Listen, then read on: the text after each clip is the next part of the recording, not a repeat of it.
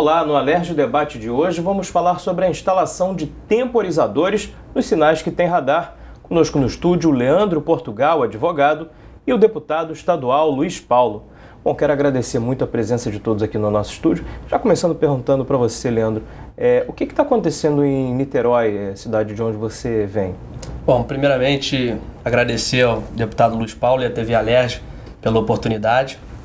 Dizer primeiro o motivo pelo qual estou aqui. Eu tomei ciência de que foi impetrada uma ação popular para fazer valer uma lei estadual de autoria do deputado Luiz Paulo, por intermédio do gabinete do deputado, e eu já ia resignado há muito, sou morador de Niterói, com essa questão da indústria das multas na cidade, resolvi entrar em contato com o deputado para que eu pudesse, associado a ele, impetrar também uma ação popular em Niterói. A questão da indústria das multas já vem batendo muito na cidade de Niterói. É uma realidade. O Globo, há pouco, fez um levantamento onde foi constatado que de janeiro a setembro do ano de 2011 foram aplicados mais de 90 mil autos de infração. Isso aí corresponde a, em média, 300 multas por dia, numa arrecadação de 7 milhões e meio de reais, que acaba favorecendo o município e as empresas que exploram radar. Eu acho que em todo o mundo a questão do trânsito é encarada de acordo com o seguinte binômio, que é educação permanente e fiscalização eficiente. Mas a partir do momento em que você adultera o tempo entre o sinal verde e o sinal vermelho, isso não é fiscalização eficiente.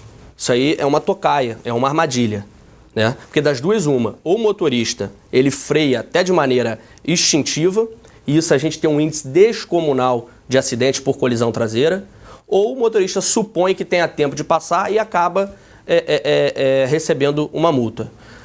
A intenção, eu acho que do legislador, no caso a lei de autoria do deputado Luiz Paulo, é justamente coibir esse tipo de prática. Tornar uma referência honesta para o motorista, que só vai infringir a lei se assim desejar. Eu acho que a questão central, tanto em Niterói quanto na cidade do Rio de Janeiro, que não se diferencia de outras grandes cidades brasileiras, é uma discussão em cima do que o Código de Trânsito nos diz e o que a Constituição Federal leciona. É que o trânsito, ele precisa que você eduque o usuário, né? Tanto o motorista quanto o pedestre. A finalidade mais forte do Código de Trânsito brasileiro é a finalidade educativa e não a punitiva. Essa é a essência da questão.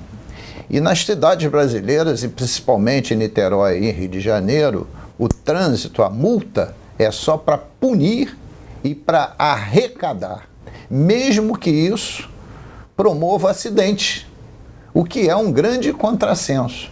Porque o que ocorre hoje na prática?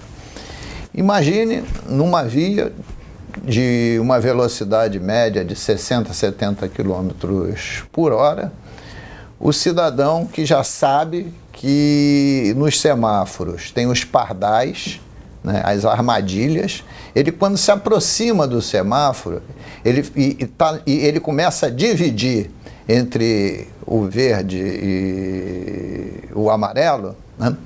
O que ele imagina? Se eu passar, eu tenho que pisar mais fundo no acelerador. Aí eu posso receber a multa por avanço de sinal e ainda receber uma segunda por excesso de velocidade.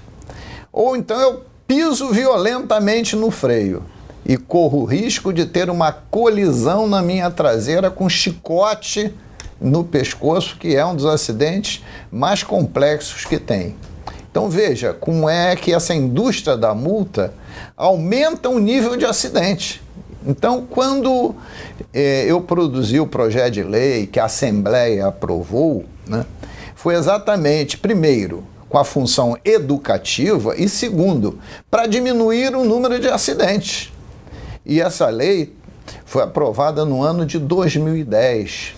Foi dado um prazo para as prefeituras se adaptarem. E tanto Rio e Niterói não seguiram isso. Estão agindo de forma predatória e arrecadatória. Você deve ter visto grande matéria jornalística mostrando que esses editais de licitação são dirigidos para determinadas empresas, e muitas delas, isso no Brasil inteiro, pagam propina, porque quando elas instalam em um semáforo o pardal, como popularmente ele é chamado, né, elas passam a ter um cartório. Quanto mais multa houver, mais elas ganham. Aqui na cidade do Rio de Janeiro, nós temos o absurdo de multa de trânsito fazer parte do orçamento como arrecadação. Veja, você já entra no orçamento como um item de arrecadação. E um orçamento da Prefeitura da cidade do Rio de Janeiro gordo, que atinge na ordem de 15 bilhões de reais. Então, o usuário, o motorista, ele está sendo violentado, depenado pelos poderes constituídos. Aqui na cidade do Rio de Janeiro, eu tentei primeiro a solução administrativa. Pedi uma audiência ao prefeito, eu fui ao prefeito, levei a lei, e ele disse que ia instalar os temporizadores. Telefonou na minha frente para presidente da Sete Rio, e num prazo de 90 dias, instalou 5 temporizadores na avenida, um deles na Avenida das Américas e outros no subúrbio. E a partir daí começou todo o procedimento lento, o que me obrigou a ir para a justiça com uma ação popular. Nesse exato momento, o Leandro Portugal, que é de Niterói, também me procurou para que fizesse o mesmo em Niterói. E lá também demos entrada com uma ação, usamos mesmo o advogado Márcio Dias, para produzir as duas ações. E agora está na mão da justiça decidir se vai se proteger o usuário da via, o motorista, ou se vai dar proteção à indústria da multa. Esse acidente de trânsito que pode ocorrer numa freada brusca, o custo disso para uma prefeitura e para o Estado não acaba sendo maior no final das contas? Não, o custo recai na mão do usuário do veículo, porque veja só, se esse veículo tiver um plano de saúde, se esse cidadão tiver um plano de saúde e fizer um chicote no pescoço, tiver que se submeter a tratamento, ou que está uma fissura de coluna, etc., o ônus é do cidadão ou do plano de saúde. Se o cidadão for para a rede pública, o ônus recai na prefeitura. A avaria do carro, se tiver seguro, vai para a seguradora. Se não tiver seguro, vai para o bolso do cidadão. A prefeitura, no fundo, ganha com um excesso de multas e ganha as empresas que adoram botar pardal, porque são muitos cartórios instalados. Aqui na cidade do Rio de Janeiro, tem 106 semáforos com pardal. E nesses últimos dias, nesses últimos 60 ou 90 dias, já saiu de 106 para mais de 120. Quer dizer, continuam a instalar mais pardal. E esses novos pardais, eles já estão vindo com temporizadores ou não? A grande maioria, não. Aqui a instalação dos temporizadores tem sido lentíssima, apesar do prefeito ter dito que ia corresponder às expectativas. Agora, em Niterói, o Leandro Portugal é testemunha, o prefeito de lá se quedou absolutamente inerte. Lá não tem nem sinal de instalação de semáforos para registrar, para dar para o usuário que vem em deslocamento o momento que o tempo que falta para o sinal fechar. Leandro, você advoga para pessoas que têm multa de trânsito, para que recorrem nessas situações lá em Niterói? Sim, advogo, tem alguns casos. E o ponto que o deputado Luiz Paulo acabou de tocar, muito importante, eu reputo, muito importante. Pelo seguinte, na cidade de Niterói, eu acho como causa imediata dessa ação popular é o retorno dos caminhos legais na cidade, tá? Porque é uma cidade provinciana em que as pessoas se conhecem. Então a sensação que eu tenho é de que a gente vive como numa época imperial naquela cidade. O poder executivo parece estar dissociado dos demais poderes. Ou parece ser uma república independente, com leis e costumes próprios. né? Todo mundo se tratando por diminutivos e a gente acaba não se apegando aos caminhos legais à luz do direito e da Constituição. Esse eu acho que o efeito prático dessa ação popular tem que ser o retorno imediato dos caminhos legais. Temos outros efeitos práticos.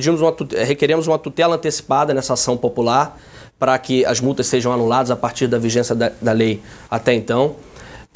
Disponibilizamos no site do deputado um modelo de recurso para aquelas pessoas que foram atingidas, né, por multas que a gente reputa sendo inválidas.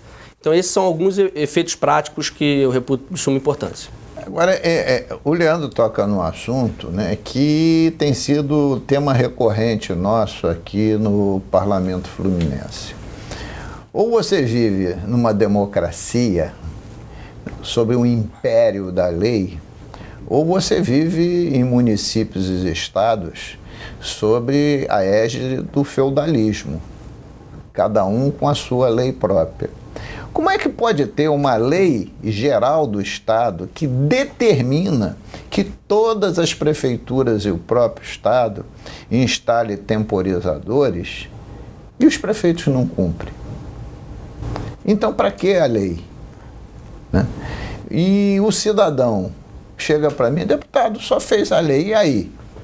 O que acontece? Só me cabe recorrer à justiça e pedir, né, à justiça que ela seja célere nos seus julgamentos, porque atrás disso tem interesses pecuniários muito grandes, que são os interesses das empresas, que arrecadam e arrecadam muito, que tem uma máquina de corrupção nesse país, tem os interesses das prefeituras, que também botam dinheiro no seu caixa para aumentar a sua arrecadação. E na outra ponta, tem o usuário que paga seus impostos, paga um IPVA altíssimo. O IPVA do Estado do Rio de Janeiro é um dos maiores do nosso país.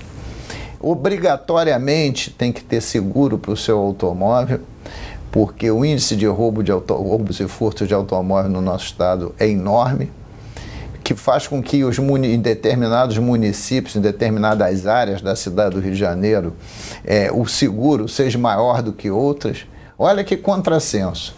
Se você mora num município, como por exemplo Caxias, que tem um volume grande de roubo de carros, você já é penalizado por ser um município que tem um pouco emplacamento de PVA e você paga um seguro altíssimo.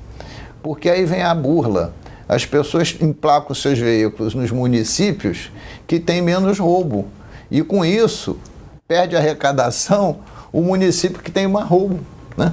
Veja quanta contradição tem nesse sistema. E a indústria automobilística no estado do Rio de Janeiro, ela tende cada vez a crescer mais. O sistema viário já é estreito para suportar o fluxo de veículos. Já temos aqui a Peugeot Citroën instalada no município de Porto Real. Agora vamos abrigar a Nissan em Resende. O estado do Rio de Janeiro quer chegar à produção de 1 milhão de veículos por ano, 50% da produção de São Paulo, né? E você não tem a ordenação do trânsito sob a égide da lei. Ainda há pouco, ontem, eu saí aqui da Assembleia, passava em frente ao Tribunal de Justiça e verificava que lá já tem um ponto clandestino de vans que fazem um transporte alternativo de passageiro, em frente ao Tribunal de Justiça e em frente à Secretaria de Administração. E por que fazem isso? Porque o próprio Estado não cumpre a lei. Bom, tá certo, deputado. A gente volta falando disso no próximo bloco, porque o Alerj Debate faz um pequeno intervalo e a gente volta já já. Fique aí.